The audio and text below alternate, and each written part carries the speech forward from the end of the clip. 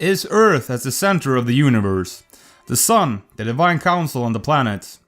Greetings, mortals. I'm your host Simon. Welcome back to the Library of Gnosis.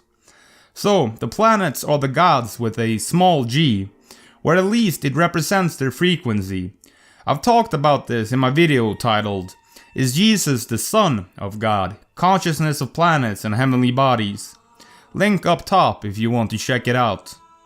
We are controlled by astrology, by the gods in the sky, but they, in turn, are controlled by destiny according to the Hermetic Texts and Greek mythology with the Sisters of Fate. They are the divine counsel to God Almighty, the All, the Father. It is every alchemist's goal to break free from the influence of the planets and become immortal. Mercury is the Greek Hermes, which is the Egyptian Thoth, the god of wisdom. Mercury is also the closest planet to the sun, and he was a psychopomp, meaning he carried the dead souls to the afterlife. He was also the god's messenger. He is also Ninsida, also known as the Lord of the Good Tree. He was perhaps the serpent that tempted Eve to eat from the fruit. His symbol is the serpent, as he is a god of wisdom. In the Sumerian texts, it is the son of Enki. The Brotherhood of the Serpent was supposedly founded by Enki, carried along by his son Ninsida. Perhaps. I also have a few different videos on the serpent symbolism if you want to check out those for a more in-depth analysis. Jesus is the sun that came down. It is the central sun of the whole universe. The axis of evil shows us this. We are at the center of the universe. Lawrence Krauss is quoted as follows in a 2006 Edge.org article. But when you look at the cosmic microwave background map, you can also see that the structure that is observed is in fact, in a weird way, correlated with the plane of the Earth around the Sun. Is this Copernicus coming back to haunt us? That's crazy. We're looking at the whole universe. There's no way there should be a correlation of structure with our motion of the Earth around the Sun. The plane of the Earth around the Sun, the ecliptic. That would say that we are truly the center of the universe. According to the Bible, Earth was created before the Sun. In the beginning, God created the heavens and the earth. The earth was without form and void, and darkness was over the face of the deep, and the Spirit of God was hovering over the face of the waters. And God said, Let there be light, and there was light. And God saw that the light was good. And God separated the light from the darkness. God called the light day, and the darkness he called night. And there was evening and there was morning, the first day. Genesis 1:31. We are one of the planets closest to the highest God, God of the whole universe. Jesus is the Son in flesh. The Sun is the celestial body of the God of all things. That would then make the stars angels. Saturn is Satan, Cronus. They think Saturn once used to be a star, the fallen angel, he who shone brighter than them all. Its rings are like an eye, Lord of the Rings. The Romans celebrated Saturnalia during December 17th, the darkest part of the year, where they committed both human and animal sacrifice, and had sexual orgies, which even children were included in. Slaves became masters, everything was turned upside down, like the satanic imagery of turning the cross upside down. Satanists are worshipping the black sun, Saturn, the fallen star, where we get the name Saturday. Notice how much debauchery goes on your average Saturday night.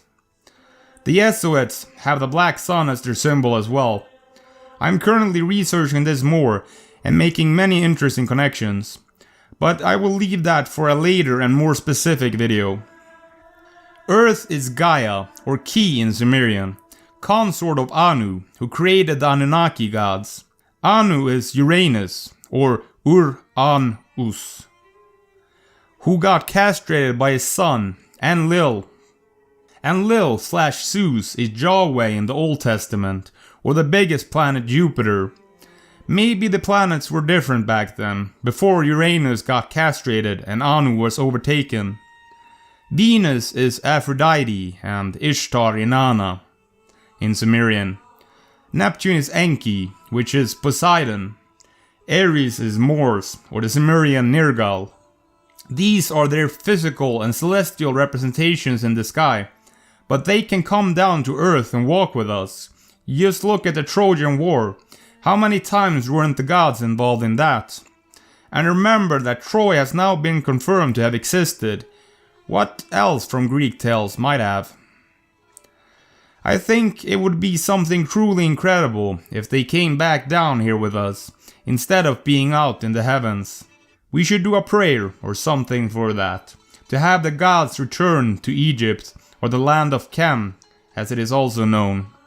I want to end with a reading from the Hermetica, which was said to have been written by Hermes, also known as Thoth, called Thoth's Lament, a sort of prophecy. I highly recommend you all go listen to the full audiobook, and a big thank you to Graham Hancock for his excellent reading of it.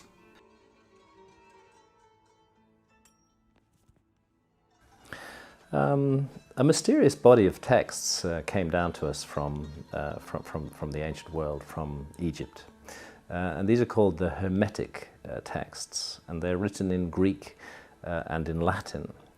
But in my opinion, what they do is they distill the essence of ancient Egyptian wisdom and knowledge, and they presented it in the new languages that were then dominating the world, the languages of Greek and Latin, because these texts originated about 2,000 years ago. And they purport to be dialogues between the god Hermes, who is simply the Greek form of the ancient Egyptian wisdom god Thoth, and his pupils, where he's giving them teachings. And what I'm going to read now is from the book called the Asclepius, where Hermes is in dialogue with his pupil Asclepius, and he's giving him a teaching of great importance, and it concerns the future. And although Hermes speaks specifically of Egypt, I would suggest that Egypt is used here as a metaphor for the world, and indeed for our world, because this text speaks to the future. And I think it speaks to our time, and it contains a warning, but also a message of hope. Do you know, Asclepius, that Egypt is an image of heaven? Or to speak more exactly, in Egypt, all the operations of the powers which rule and work in heaven are present in the earth below. In fact, it should be said that the whole cosmos dwells in this our land, as in a sanctuary. And yet, since it is fitting that wise men should have knowledge of all events before they come to pass, you must not be left in ignorance of what I will now tell you. There will come a time when it will have been in vain that Egyptians have honored the Godhead with heartfelt piety and service, and all our holy worship will be fruitless and ineffectual. The gods will return from earth to heaven. Egypt will be forsaken, and the land which was once the home of religion will be left desolate, bereft of the presence of its deities. O Egypt, Egypt, of thy religion nothing will remain but an empty tale, which thine own children in time to come will not believe. Nothing will be left but graven words, and only the stones will tell of thy piety. And in that day, men will be weary of life, and they will cease to think the universe worthy of reverent wonder and worship. They will no longer love this world around us, this incomparable work of God, this glorious structure which He has built, this sum of good made up of many diverse forms, this instrument whereby the will of God operates in that which He has made, ungrudgingly favoring man's welfare.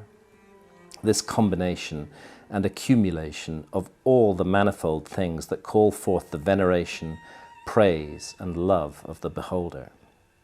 Darkness will be preferred to light, and death will be thought more profitable than life.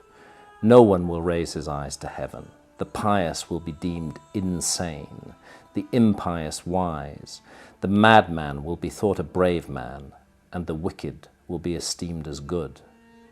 As for the soul, and the belief that it is immortal by nature, or may hope to attain to immortality, as I have taught you, all this they will mock, and even persuade themselves that it is false.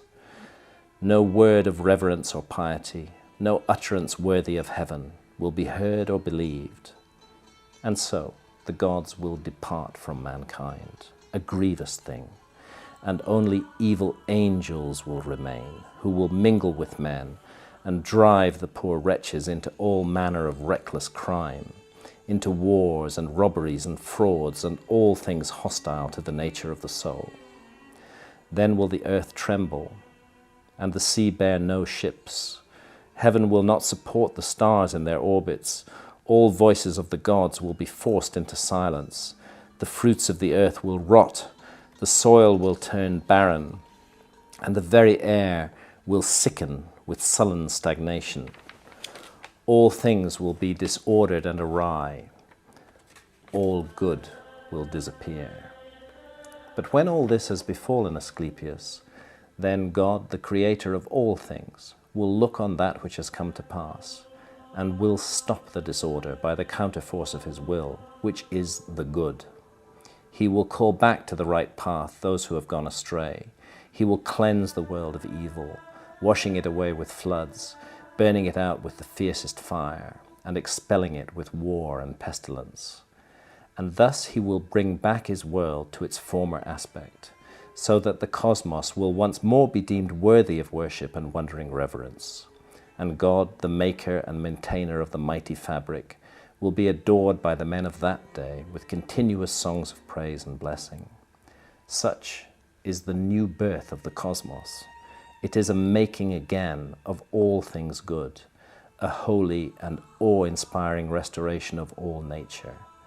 And it is wrought inside the process of time by the eternal will of the Creator.